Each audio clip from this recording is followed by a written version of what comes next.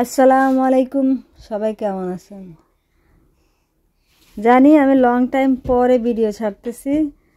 আমি নিজের কাছে প্রত্যেকবার প্রমিস করি রেগুলার হয়ে যাব, পরে আর রেগুলার হতেই পারি না।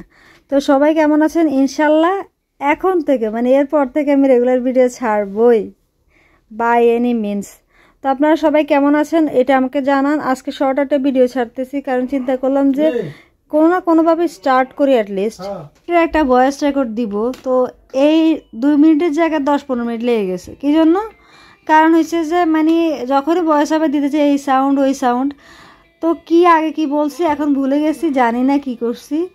তো মামিদের গার্ডেন থেকে শুরু করছি, মাশাআল্লাহ এখানে কিছু কিছু সবজি হয়েছে। তো মামি আবার সবার জন্য তাদের গাছ থেকে নাশপাতি পারছে। নাশপাতিগুলো খেতে এত অসাধারণ। আর যখন ডেজার্টের ভিডিওগুলো দেখতেছি এখন দেখতেছি আর ভয়েস ওভার দিচ্ছি, তখন এত বেশি খারাপ লাগতেছিল। কারণ হচ্ছে যে ওই টাইমে মনে হচ্ছে যে হ্যাঁ খাবো, পরে খাবো, কিন্তু পরে আর ভাগেই পাইনি। তো এই আর কি খারাপ লাগছে যে কেন খাইলাম না মামির এত বিখ্যাত ডেজার্ট এগুলা, এই আর কি। তো পাশাপাশি আরও অনেক খাবার ছিল। তো ফাইনালি মামি সবার জন্য চটপটি ফুচকার আয়োজন করেছে। এটা একটা বেস্ট পার্ট ছিল, সম্পূর্ণ কি বলে সম্পূর্ণ অ্যারেঞ্জমেন্টের মধ্যে এটা একটা বেস্ট পার্ট ছিল, চটপটি ফুচকা। তো সবাই ইচ্ছা মতো খাইছি, আলহামদুলিল্লাহ। যদিও কাজটা একটু ইজি হয়ে গেছে, আপনার চটপটির যে ফুচকা যে শেলগুলো ওগুলো রেডি থাকার কারণে, রেডি জাস্ট ফ্রাই করে নেওয়া, কিন্তু তাও কিন্তু ফুচকা বানানো এগুলো রেডি করা এত ইজি না।